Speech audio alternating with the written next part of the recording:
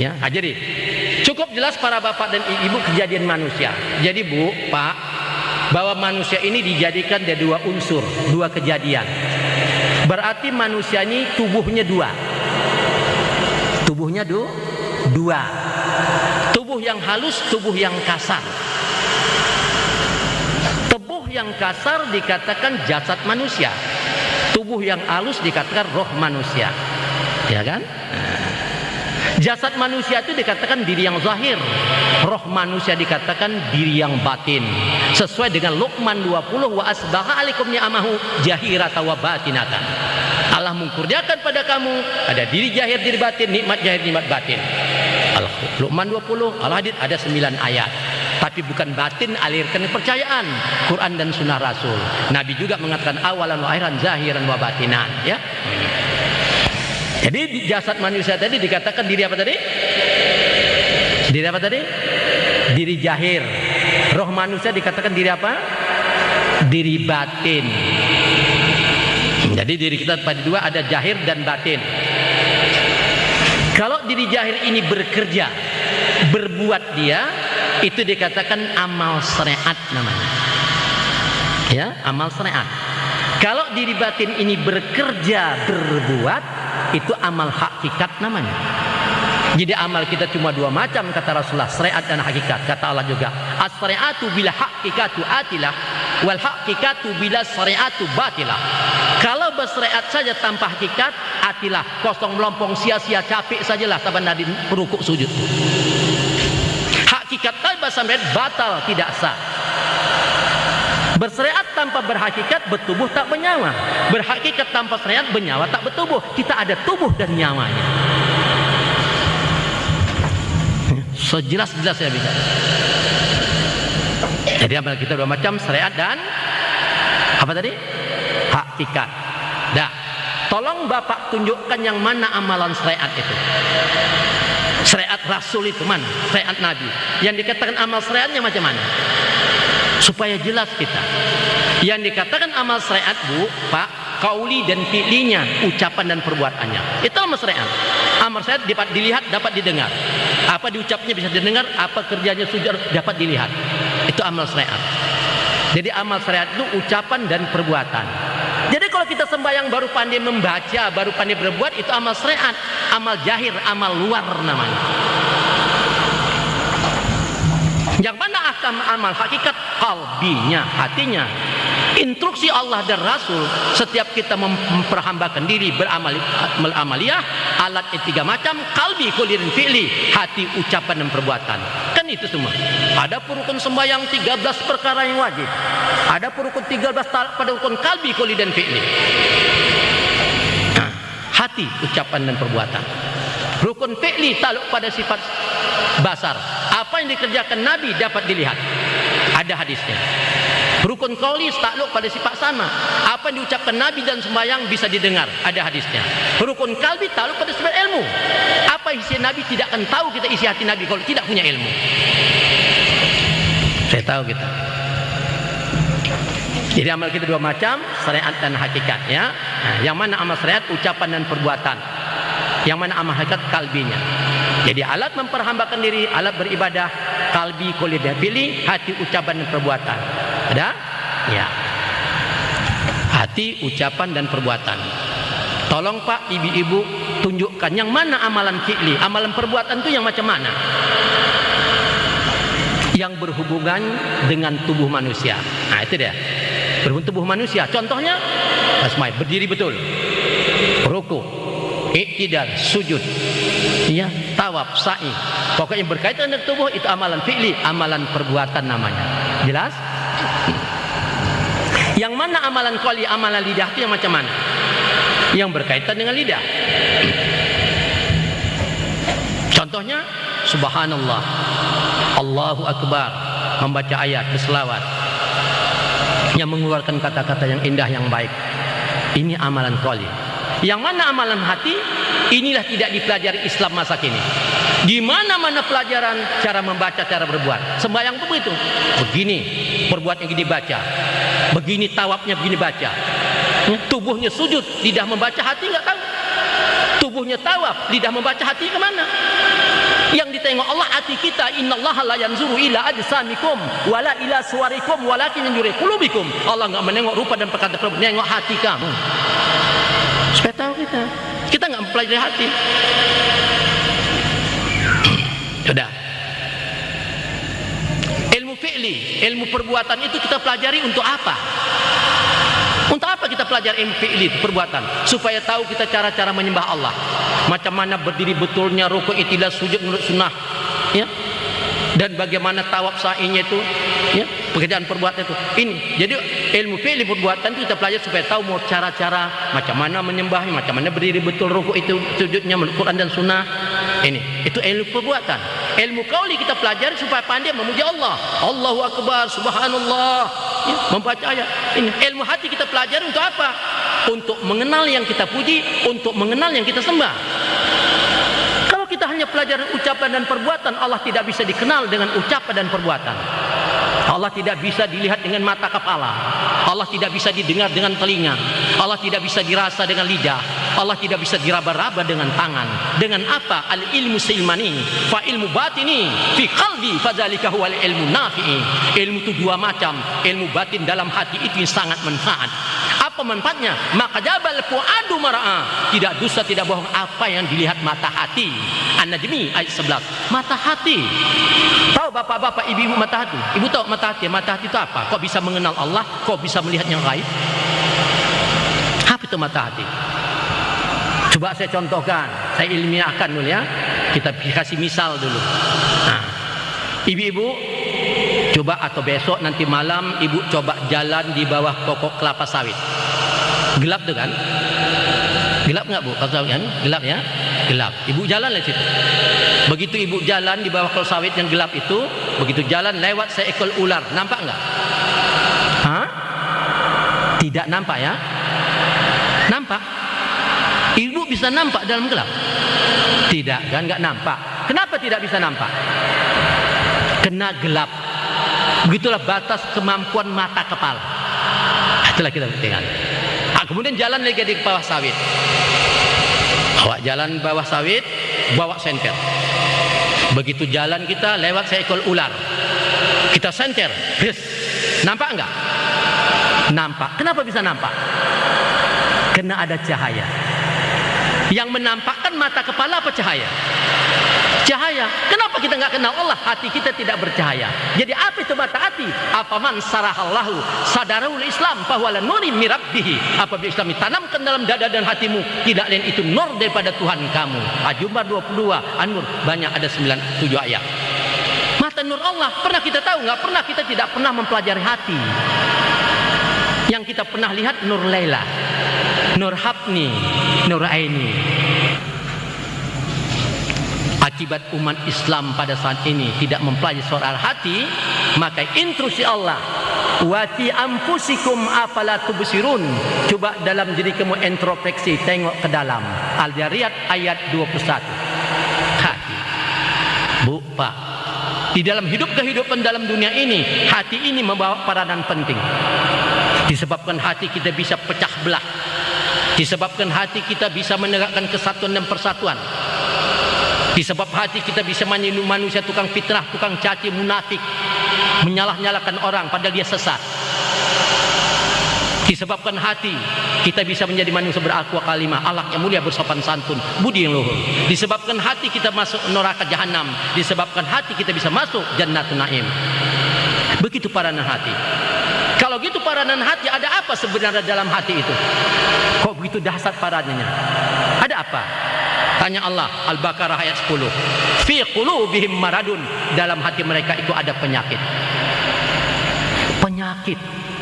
Penyakit apa? Banyak, 6.666 ayat Quranul Karim.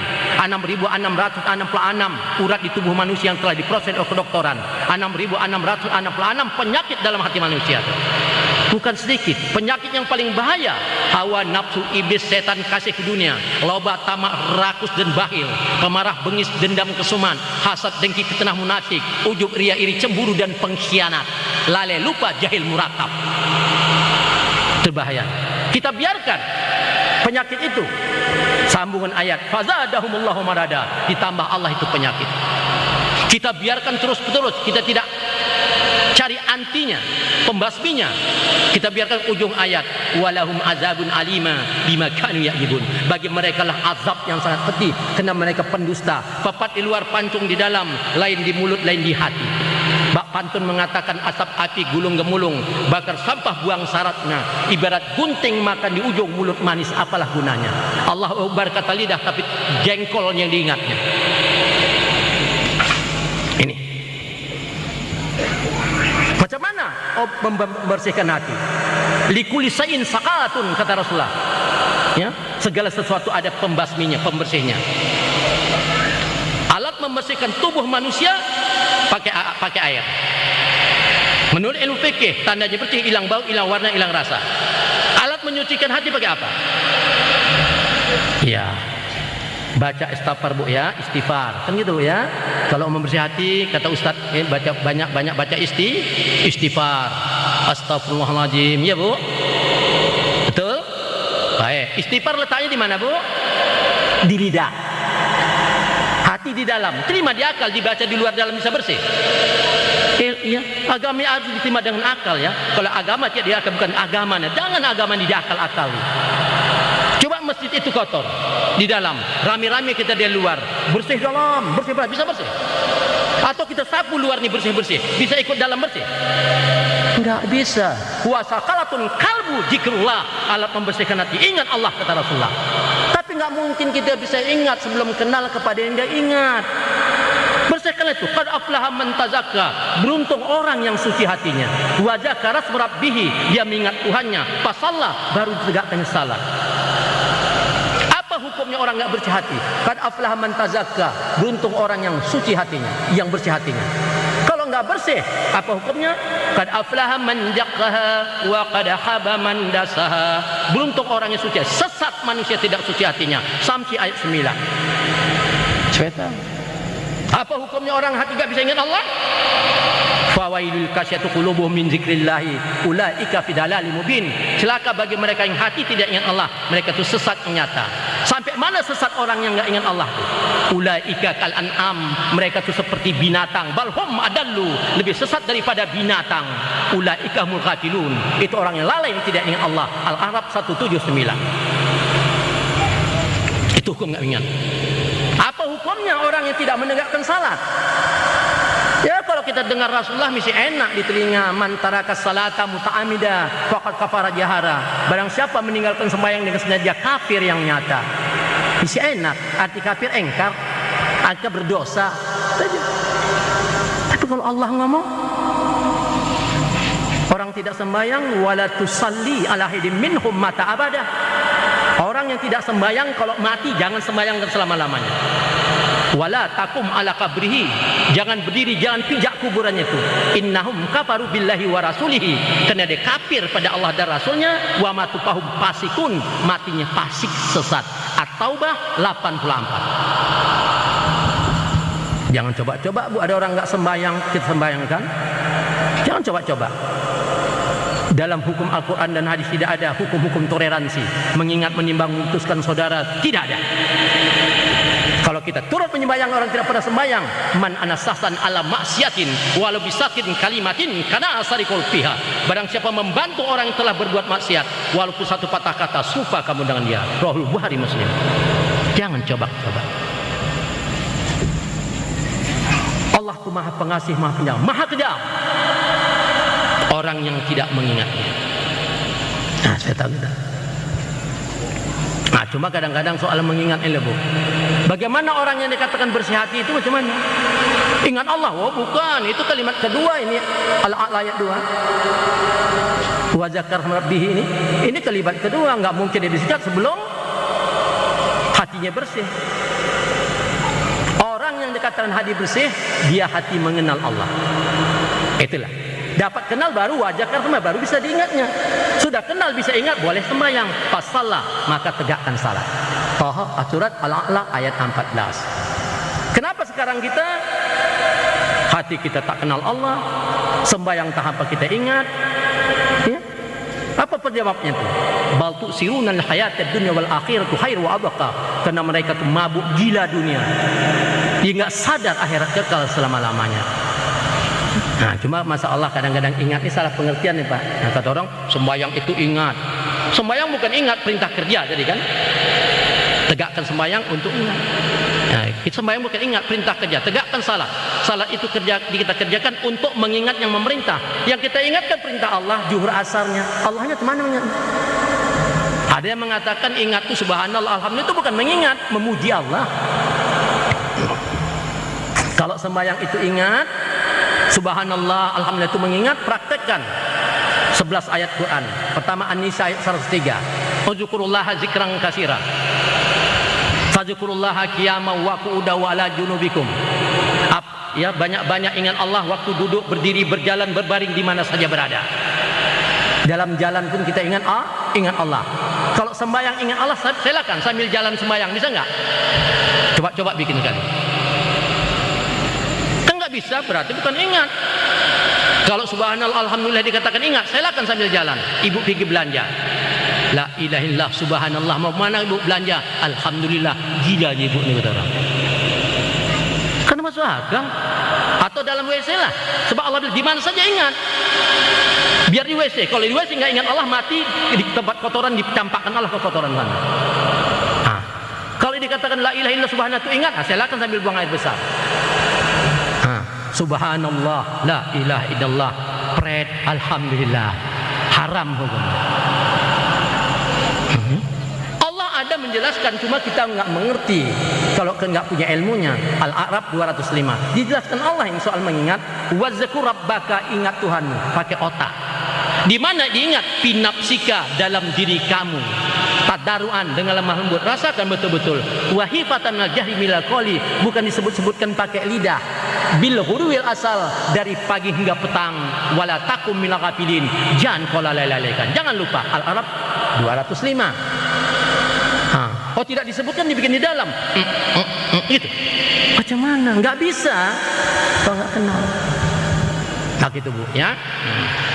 Kita belajar Bu ya, ini ada tingkatan kata Nabi, as-syari'atu aqwali wa tariqatu ahwali wal haqiqatu ihwali wal ma'rifatu rasul mali. Ya, bersyariat, bertarekat, berhakikat dan bermakrifat. Ya. Ilmu syariat Bu. Ya. Ilmu syariat kita pelajari yang berhubungan dengan ucapan dan perbuatan. Kemana saja ibu belajar syariat Islam, ke Mesir, ke Madinah, ya, hanya diajarkan ucapan dan perbuatan. Pulang ke Semali, hukum ucapan dan perbuatan tidak ada. Jangan berbuat begini, tidak boleh. Berbuat yang bagus. Ucapannya jangan berbuat, jangan bicara begini, bicara yang bagus. Amalnya begitu, begini berdirinya, begini baca, begini rukuknya. Yang diajarkan syariat itu ucapan perbuatan. Jadi ilmu syariat berhubungan dengan ucapan dan perbuatan. Habis. Batas ilmu syariat dapat kita pelajari sampai yang nampak. Yang tidak nampak tidak bisa dipelajari dan ilmu syariat. Sekecil-kecil sampai titik kita bisa tunjukkan, dalam titik tidak bisa lagi. 30 juz Quranul Karim terhimpun menjadi 114 surat. 114 surat terhimpun menjadi 6.600 ayat. 6.600 ayat terhimpun pada suratul Ummul Quran, Fatihah. Fatihah terhimpun dari bismillah. Bismillah tunduk kepada ba tunduk sama titiknya. Sampai titik bisa ditunjukkan, dalam titik tidak bisa dipelajari ilmu syariat. Supaya tahu gitu. Ya kalau tingkat syariat adalah pelajaran kita, jangan salahkan orang bertarekat. Jangan. Arab baru pandai ngomong, berbuat. Jangan salahkan orang lah. Ya. Jangan. Jangan salah. Tarekat bukan pelajaran syariat. Tarekat itu jalan, bahasa Indonesia. Tarekat bahasa Arab, bahasa Indonesia jalan. Nah, jadi kalau tanya orang apa itu tarekat, jawab jalan. Jangan tanya orang apa tarekat, gila. Bukan itu arti bahasa Arab. Gila bahasa Arab kan majnun. Tarekat bahasa Arab bahasa Indonesia jalan. Nah, silakan ibu-ibu sana ke Rantau Prapat ya, tengok di simpang jalan itu kan banyak. Jalan Imam Bonjol, Jalan Sudirman, Jalan Ahmad Yani, kan gitu. Coba ibu pergi ke Mekah, simpang-simpang besar sana, Tariqim Masjidil Haram, Tariqim Jeddah, Tariqim Madinatul Murah, coba deh, Tariqim. Menanya jalan pun kalimatnya tarekat. Ya uhti fain tariqim fil Masjidil Haram. Mana jalan ke alam? Orang tawaf itu yang dipikul, yang nggak bisa jalan dipikul di tandu tuh, minta jalan ke tarik, jalan. Artinya Supaya tahu. Nah. Jadi tarekat itu bukan jalan, bukan pelajaran syariat. Tarekat itu jalan untuk mengetahui hati. Dari orang pertama belajar tarekat dia supaya tahu hati. Kenapa mesti ketahui hati? Sebab innamal a'malu binniyah, tidak sah amal ibadat tanpa niat. Letak niat bukan di kepala, bukan di hidung, bukan di lidah. An-niyati fi qalbi, niat itu dalam hati. Di mana letak hati? Fi suduril kalbi, kata Allah Al-Had 46, dalam dada. Dada sebelah mana? Atas, tengah, bawah, kanan atau kiri. Enggak tahu letak hati macam mana meletakkan niat, apalagi rahasia niat. Mana tahu? Anggap orang tuh niatnya insya Allah tahun depan kita mau naik haji. Itu bukan niat, rencana, tujuan.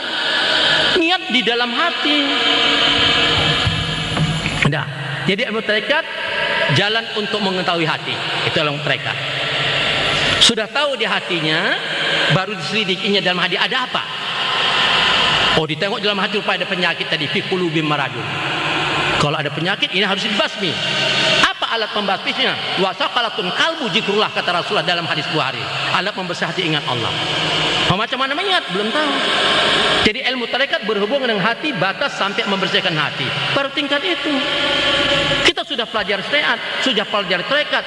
Jangan salahkan orang belajar hakikat. Hakikat bukan pelajaran syariat. Hakikat bukan pelajaran soal hati lagi. Pelajaran apa hakikat? Al ilmu silmani, fa ilmu batini fi qalbi, fa dzalika huwal ilmu nafi'i. Ilmu itu dua macam, ilmu batin dalam hati itu sangat manfaat.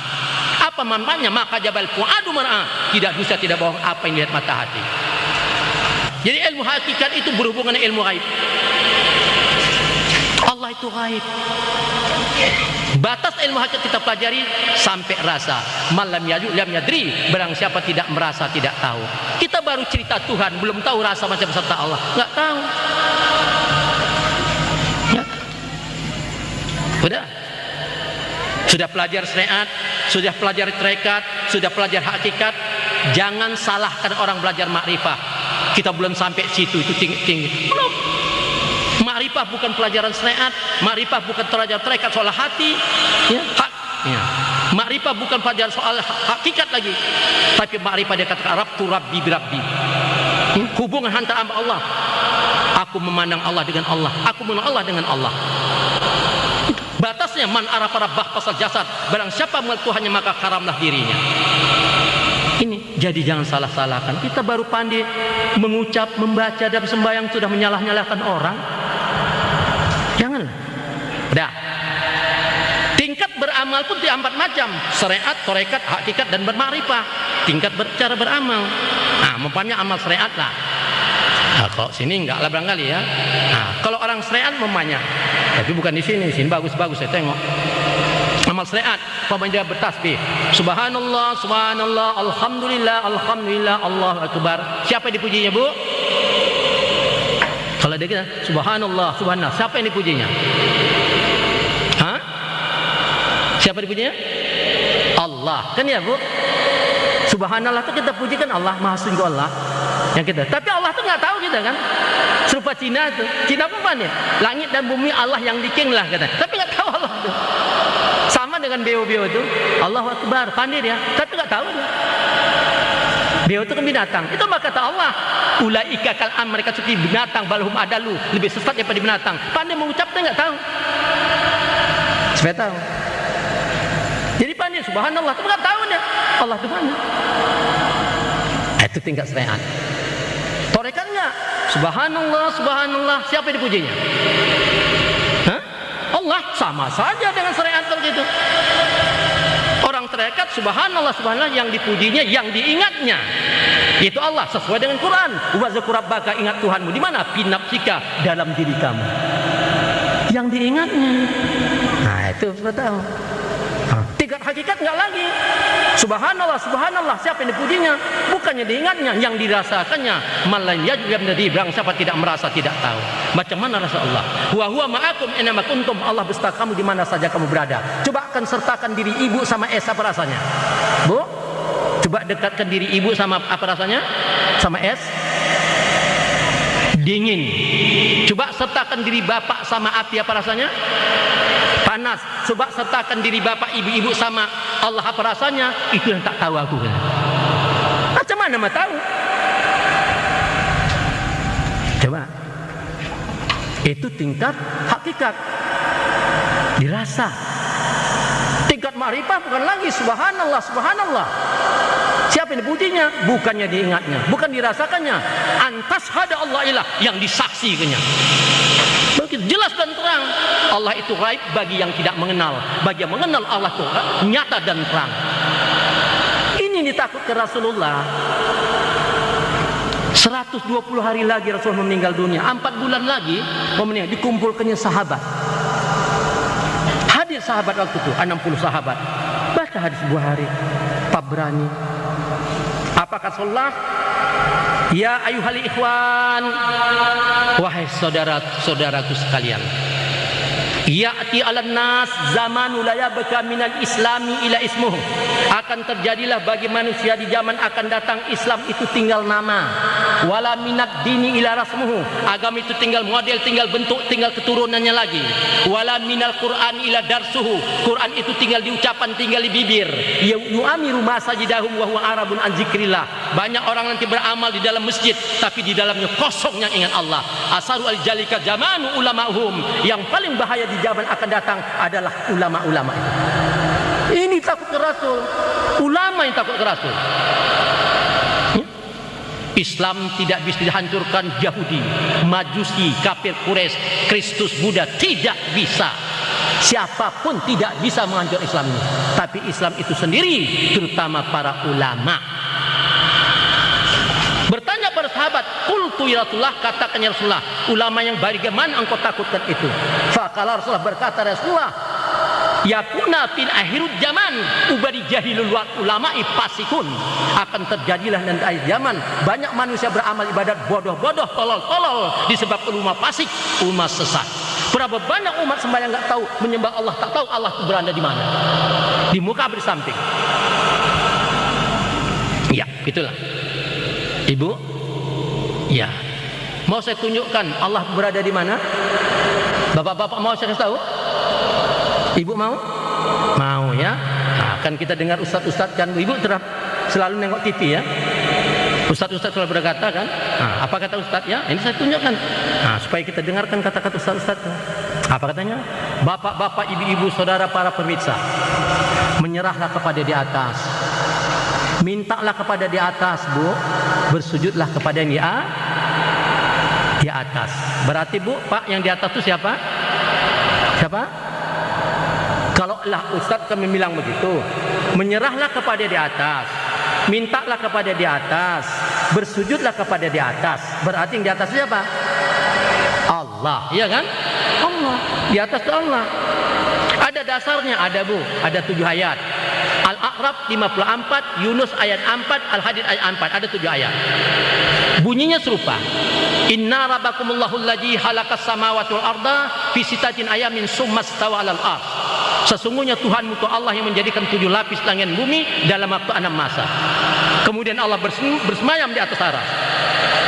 Cukup jelaskan Bu bahwa Allah ada berada di atas ya, di atas. Apa buktinya di atas? Subhanalladzi asra bi 'abdihi lailan minal masjidil haram ilal masjidil aqsa. Dimiratkan Nabi Bu sampai ke aras, jumpa Allah baru kasih sembahyang. Belum jumpa Allah enggak ada kasih sembahyang. Dijumpa. Jadi jelas terang menurut Al-Qur'an Allah berada di atas. Mempercayai Quran Bu, rukun iman ya. Barang siapa tidak percaya Quran, hukumnya kafir. Kan itu iman itu kan? Percaya pada Allah, percaya kepada malaikat, lagi percaya apa? Ada kitab, lagi Rasul, lagi hari kiamat, lagi baik jahat dari Allah. Kan itu? Nah, Allah, malaikat, kitab nomor 3. Kitab Quran telah menjelaskan Allah berada di atas aras dengan bukti Nabi Mi'raj di atas. Kalau kita tidak percaya pada Quran, itu orang kafir. Ya Bu? Ya Pak? Jadi bapak-bapak, ibu-ibu percaya nggak Allah berada di atas? Percaya nggak? Percaya. Orang-orang percaya Allah berada di atas itu orang munafik itu. Kenapa munafik? Enggak cocok diucapkannya dan perbuatan. Coba lah. Kalau Allah berada di atas, kita ucapkan, kuhadapkan wajah mukaku padamu ya Allah. Kita sembahyang mesti menghadapkan muka pada Allah kan ya? Sedangkan Allah di atas. Kenapa sembahyang tak telontang? Allah Akbar telontang lagi nih. Asyhadu Allah, aku nak saksi kau di atas ya. Jangan jatuh Allah ketimpa aku nanti gitu. Coba. Lain diucapkan, lain dikerjakan. Kalau Allah berada di atas, berarti di bumi ini nggak ada Allah. Kalau Allah berada di atas, berarti Allah kalah sama udara.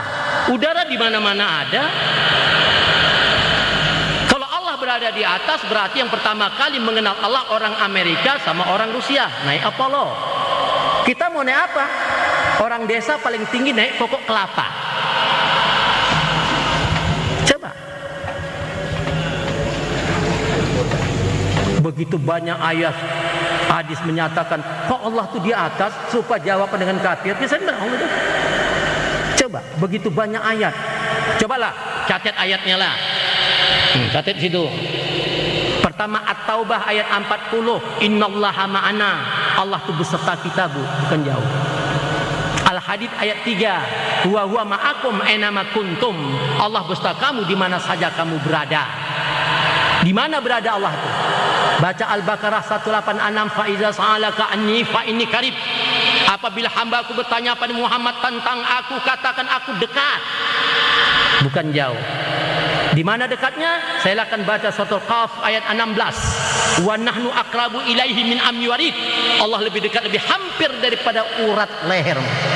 Lebih dekat, lebih hampir. Di mana hampirnya? Saya akan baca Al-Jariyat ayat 21. Wa fi anfusikum afal tubsirun. Coba dalam diri kami untuk tengok ke dalam. Diri mana? Wa asbagha alaikum ni'amahu jahiratan wa batinatan. Diri ada jahir dan batin. Kenapa disuruh menengok dalam diri? Man arafa nafsahu faqad arafa rabbah. Barang siapa mengenal diri, kenal sama Tuhannya. Barang siapa tak kenal diri, tidak kenal sama Tuhannya. Barang siapa tidak kenal sama Tuhannya, pasti salah sembahnya. Orang-orang salah sembahnya, syirik dia, neraka tempatnya. Supaya kita tahu, tingkatkan pelajari Ibu. Jangan kita hanya pandai membaca begitu aja. Ya, saya tahu. Bu, Pak, kalau kita belajar ucapan dan perbuatan, Bu, nanti Ibu buktikan nanti orang mati itu, Bu. Tengoklah. Enggak laku nanti syariat Islam itu. Ucapan perbuatan enggak berlaku di zaman sekarat maut. Kita akan buktikan. Kullu nafsin za'iqatul maut. Setiap yang bernyawa, setiap hidup pasti mati. Innal mautal ladzina tafiru fa innahu mulaqikum. Apabila sudah maut mendatangi kamu, kamu tidak bisa menghindar, tidak bisa melarikan diri, karena maut itu yang mendatangi kamu. Ya, suratul Jumu'ah ayat 8. Tengok, Bu, ya, kita pasti mati. Ingat, Bu, kita ini ada pinjaman, ya. Allah ada meminjamkan buat kita. Ada 7 macam pinjaman, ya. Pinjaman itu masih diambil kembali, dimintanya balik, ditariknya balik itu nanti. Mana pinjaman? Ada 7 macam. Itulah dikatakan sifat makni bagi Allah Ta'ala ada 7 sifat. 7 sifat. Pertama, hayat, ilmu, iradat, kodrat, sama, basar, dan kalam. Hayat artinya hidup. Kita ini hidup yang dihidupkan. Bukan hidup sendiri. Falayan faul jasad bila ruhi.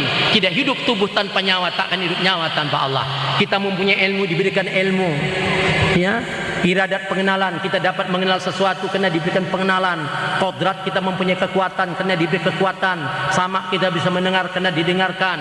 Basar, kita bisa melihat karena dilihatkan. Kalam, pada berkata-kata karena dikata-katakan. Kesemuanya ini kepunyaan Allah, dipinjamkan sama kita. Setiap pinjaman mesti kembali kepada yang punya, ya. Pasti diambilnya. Kapan diambilnya? Nanti di alam sekarat maut. Tahu ibu-ibu dia katakan sekarat maut?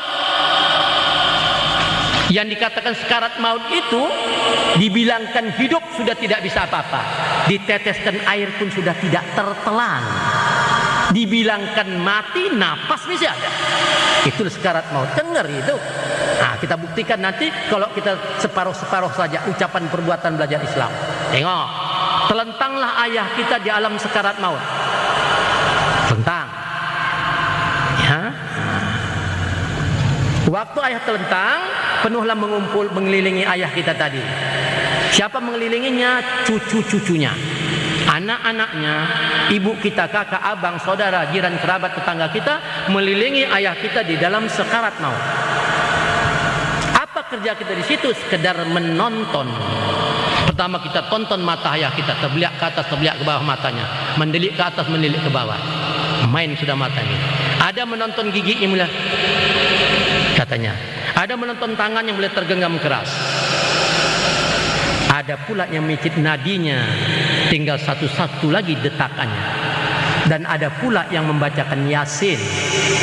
Kalau ada orang mati dibacakan Yasin, tujuan baca Yasin lain tidak ada, supaya cepat mati, kan itu. Coba kalau belum mati dibacakan Yasin, kok tempeleng saudaranya kita. Kurang ajar kali, orang belum mati dibacakan Yasin pula. Nah, tempeleng itu mau. Tapi kita tengok macam mana Pak, macam mana Bu. Nampak udah tanda-tandanya. Ini jam 3 malam ini. Udah ngantuk, bacakan Yasin cepat mati. Mati dia pulang tidur ngantuk kali. Bacakan Yasin, Yasin Pak dibas mati. Pak pun tidur. Habis. Coba. Nah, pada detik-detik terakhir. Bukan detik-detik kemerdekaan. Detik-detik terakhir dia angkat Allah sifat makni yang 5. 7 tadi. Iradat, kodrat, sama, basar, kalam. Pengenalan, kekuatan, pendengaran, pandangan, ucapan diangkat Allah, miliknya dia punya. Siapapun tidak bisa menghalang. Tinggal 2 sifat makni, hayat dengan ilmu, napas dengan ilmu. Kalau berilmu. Tinggal satu-satulah napas ayah kita tadi. Datang Rasulullah berkata, lakinu mautakum la ilaha illallah. Ajarkan olehmu kepada orang yang akan mati, tidak ada Tuhan selain Allah. Ajarkan, bisikan di telinganya, la ilaha illallah. Telinga sudah pekak, nggak ada arti sama dia. Tunjukkan ayat Quran di matanya, mata sudah buta. Suruh baca Quran dia. Pernah juara musabakah, ya, juara dunia 1000 kali. Suruh baca, lidah sudah keluh, tidak ada juara sekarat maut. Suruh bangkit, ayah, tegaklah ya, bangkitlah ya, ambil uduklah ayah, salatlah ayah. Tinggal berapa menit lagi ayah di muka bumi. Cepat, tegaklah ya. Iradat, kodrat tidak ada lagi. Deking, tidak ada deking. Yomalayan paumalun wala banun. Siapapun tidak bisa menolong kamu sekarat maut. Anda tolong kaum kerabat anak bini harta karun. Tidak bisa. Coba ilmu apa? Ya. Lakinu mautakum la ilaha itu bukan untuk orang yang mati. Ajarkan kepadamu ke orang yang akan mati. Yang akan mati ini kita, kullu nafsin dha'iqatul maut. Maka belajar mengenal Allah, bukan orang mau mati. Nah, salah, orang sudah mau mati diajar. Enggak mungkin. Kita ini yang akan mati. Nah, jadi, cobalah. Kalau sudah begitu, ilmu apa mau dipakai? Kalau ilmu pandai ucapan perbuatan, dibisikkan orang telinga peka, tunjukkan ayat mata buta, suruh baca lidah keluh, suruh bangun anggota lumpuh dan kaku. Ilmu apa? Coba berbalas pantun kita malam hari ini. Apa kata pantun? Pohon jelatang di tepi laut, gugur bunganya dimakan ikan. Kalaulah datang semalaikat maut, ilmu apa mau digunakan? Ilmu lidah keluh, mata buta, telinga peka. Ilmu apa? Coba jawab pantun saya. Bisa? Apa jawabnya? Orang nelayan pergi ke laut, pukat dibawa penangkap ikan. Kalaulah datang semalaikat maut, ilmu hakikat itu gunakan. Sesuai dengan firman Allah, yauma la yanfa'u malun wala banun illa man atallahi biqalbin salim. Siapapun tidak bisa menolong kamu sekarat maut. Anda tolong kaum kerabat anak bini harta karun kecuali hati taslim yang ingat Allah. Aswara 88. Ya, tingkatkan Bu. Tambah hari, tambah minggu, tambah bulan, tambah tahun, maut tambah dekat Bu. Siapkan diri. Jangan belajar ucapan dan perbuatannya ya. Gak ada arti nanti. Keras nada saya mengajak ibu-ibu, kasihan saya bapak ibu-ibu. Ibu sujud, lidah membaca, apalah yang ibu ingat, bapak ingat. Ini saya kasihan. Apa nih? Kan menghayal kita. Coba. Tauhid diajar, cerita tauhid. Di lidah tauhid kita, Allah itu esa. Lam yalid wa lam yulad, tidak beranak dan tidak dianakkan. Wa lam yakul lahu kufuwan ahad, tidak ada misal sesuatu cerita. Cina-Cina pun bisa kalau di lidah. Tauhid itu bahasa Indonesia konsentrasi ya. Mentauhidkan, mengkonsentrasikan. Arti tauhid mengesahkan Allah. Arti esa jangan duakan Allah, satukan. Apa disatukan? Perintah Allah 7 ayat Isra 36. Inna sama wal basar, satukan ingatan, pandang, pendengaran. Itu tauhid. Kemana disatukan? Kepada Allah. Di mana tempat menyatukannya? Kalbul mukminin baitullah, hati orang itu rumah Allah. Macam mana cara menyatukannya? Mutu gabla anta mautu, coba matikan dirimu sebelum engkau mati. Apa dimatikan? Coba matikan ingatan, pandang, pendengaran. Kalau enggak punya ilmu, dimatikan ingatan, apa mau diingat? Dimatikan pandangan, apa mau dipandang? Dimatikan pendengaran, apa mau didengar? Itu tauhid. Ibu-ibu capek belum? Enggak jawab ya, tapi kalau capek saya tutup aja ya. Bapak-bapak udah capek belum? Isi sanggup mendengarnya. Nah, Bapak ya, suara saya nada keras ya. Tugas saya wabali menyampaikan ayat. Kata-kata Allah dan Rasul saya sampaikan. Kalau Bapak Ibu marah sama Allah dan Rasul. Saya sudah menyampaikan. Ya, Bu. Apa sebab akhlakul karimah umat Islam sekarang ini lebih rusak dari zaman jahiliyah? Apa sebab? Tiga ya, Bu, Pak. Orang jahiliyah nggak mau buat malu ya. Tidak mau malu. Cuma dia nggak mau nyembah Allah, nggak tahu dia Allah tuh. Belum jelas sama dia, menyembah batu segala macam. Tapi membuat malu tidak mau orang jahiliyah. Dan saudara, kena takutnya malu dia, anaknya lahir perempuan tanam. Takut nanti besar jadi anak gadis, entah hamil dibikin orang, takut malu, bagus tanam aja. Ah, gitu orang jahiliyah. Jangan kena takut malu. Kita kan enggak sekarang. Lahir anak coba dibaca koran di TV, campakkan tong sampah, diparet, solokan, dicampakkan orang. Lebih parah zaman jahiliyah. Iya kan? Nah, orang jahiliyah belum pernah dalam sejarah bapak kandungnya menodai anak kandungnya. Belum pernah. Tadi aja di TV sudah dijelaskan. Bapak kandung menodai anak kandung. Sudah terjadi. Orang jahiliyah enggak mau itu. Zaman jahiliyah tidak pernah anak kandung menodai mak kandungnya. Coba diancam ibunya. Sampai ibu mengatakan, aku ibumu nak. Kalau sudah hafal kali dikasihnya 500.000, pergilah nak. Pergilah sana. Tidak. Utikam mak mau. Terpaksa anak kandung menodai mamanya. Zaman jahiliyah nggak ada. Kenapa Pak ibu-ibu bisa terjadi begitu? Kenapa ya? Mari saya jelaskan. Ya, saya jelaskan ini udah bangkrut kali ini. Tadi dalam Quran surat Az-Zumar ayat 22 tadi ya. Fawailul kasatu qulubuhum min dzikrillahi ulaika fi dalalin mubin. Celaka bagi mereka yang hati tidak ingat Allah, mereka sesat yang nyata. Orang yang ingat Allah itu gugat Allah, sesat yang nyata. Dalalah sesat mubin nyata. Kalau sudah sesat, sampai mana sesat orang itu? Jelaskan Al-A'raf 179 tadi kan.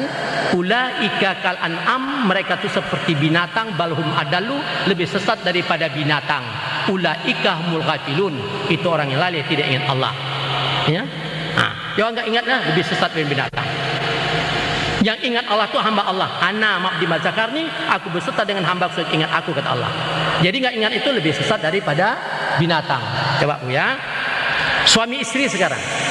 Suami istri. Istrinya sudah belajar, sudah bisa kenal mengingat Allah. Suaminya belum. Waktu dia seksual bersama, berarti si istri dikerjai binatang. Nah, sekarang lakinya pula sudah bisa ingat Allah, sudah kenal Allah. Istrinya belum. Waktu dia sama, berarti suami mengerjai binatang. Sama-sama tak ingat, sama-sama binatang, lahir anak binatang. Ini apa enggak kacau gitu? Sampai Rasulullah bersumpah, wallazi nafsi Muhammadin biyadihi la taftariqu ummatin ala salasin wa sab'una firqah. Demi Allah, nyawaku di tangan Tuhan. Setelah nanti aku tidak ada, umatku akan berpecah-pecah bergolong-golong menjadi 73 golongan, 73 firqah. Fawaidatun fil jannah, hanya satu golongan saja masuk ke surga. Wasintani wasabaunat finnar, yang 72 bulat-bulat masuk neraka. Waman hum fil jannati ya Rasulullah, siapa yang mereka yang masuk surga ya Rasulullah? Qala ahli sunnah wal jamaah. Ya saya nggak bisa jabarkan lagi, panjang nanti sudah mati. Ya. Jadi Islam sudah pecah Bu. Sudah 73 golongan. Baca surat Anfal, An-Nahl.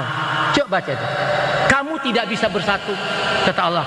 Walaupun kau habiskan hartamu sebanyak langit, habiskan harta sebanyak bumi, nggak bisa bersatu. Hanya aku nanti menyatukan bila hati hamba-hambaku sudah mengingat aku. Nggak usah, kalau sudah satu hati sama-sama mengenai Allah, disatukan Allah. Tapi bukan mudah orang yang Allah tuh. Bukan sikit ya. Orang yang Allah tuh. Kalau sikit bahasa Arab kalil, sikit. Ini bukan kalil, wa kalilum min ibadas syakur. Sangat sedikit sekali hambaku yang bisa bersyukur yang mengingat Allah tuh. Sahabat 13 bisa dihitung. Ya, nah, pecah Islam. Berantakan Islamnya, pecah. Nah, inilah, ini sebabnya maka berantakan. Begitulah kemunduran Islam ini sekarang. Ya, tinggal ucapan dan perbuatan, hakikat Islam tidak. Ya, nah, inilah. Nah, jadi hasilnya saya ucapkan pada bapak ibu, peringatan Maulid ini kita akan meniru contoh Rasulullah. Tirulah perbuatan Rasulullah itu. Ya, saya rasa sampai sini. Carilah dunia di dalam dunia, Bu. Di dalam dunia ini, Pak, ada akhirat. Carilah akhirat di dalam dunia. Di dalam akhirat dunia tidak ada lagi. Ngerti kira-kira? Kita mencari dunia dalam dunia inilah. Di dalam dunia ini ada akhirat. Maka kita cari akhirat ini dalam dunia. Di dalam akhirat dunia tidak lagi.